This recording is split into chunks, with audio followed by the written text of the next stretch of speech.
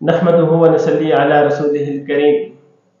نبی اکرم صلی اللہ علیہ وسلم نے ارشاد فرمایا، من قرأ القرآن، کہ جس نے قرآن مجید پڑھا، وعمل بما فیہ، اور جو اس میں ہے اس پر عمل کیا، البس والداہ تاجا یوم القیامت، اس کے والدین کو قیامت کے دن ایک ایسا تاج پہنایا جائے گا،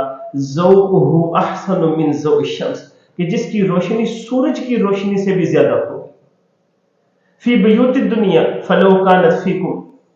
اگر اللہ کے نبی صلی اللہ علیہ وسلم نے ارشاد فرمایا اگر وہ سورج تمہارے گھروں میں ہو، یعنی مراد یہ ہے کہ کس قدر فخر کی چیز ہے، فما تظنون بالذی عمل بہذا،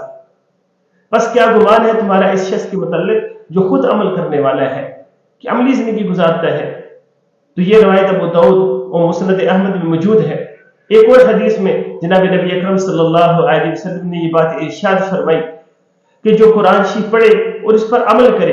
یکسا والداہ یوم القیامت خلتین، کہ اس کے والدین کو قیامت کے دن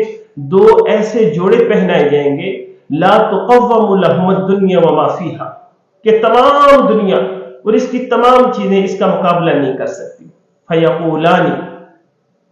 بما کسبنا ھذا، والدین عرض کریں گے یا اللہ یہ جوڑے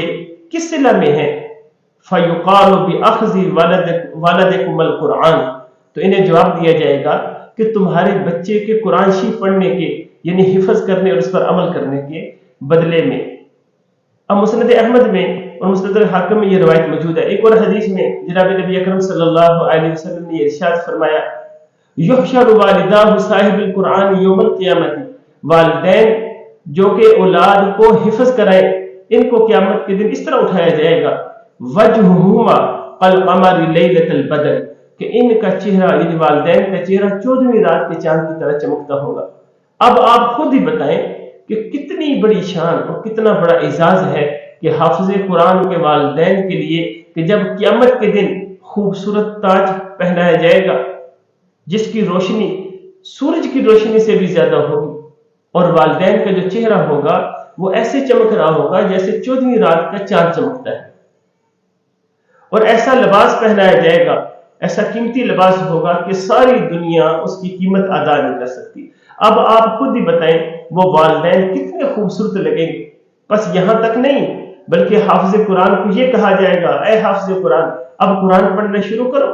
اور والدین سے کہا جائے گا کہ اسی شاہانہ حالت میں، اس خوبصورت حالت میں جنت کے درجات چڑھتے جاؤ، اور جہاں پر قرآن کی آخری آیت مکمل ہو وہ تمہارا مقام اور مرتبہ ہے۔ تو اللہ تعالی ہم سب کو یہ فضائل نصیب فرمائے اور اپنی اولاد کو حافظ اور نیک صالح بنانے کی توفیق عطا فرمائے۔ السلام علیکم۔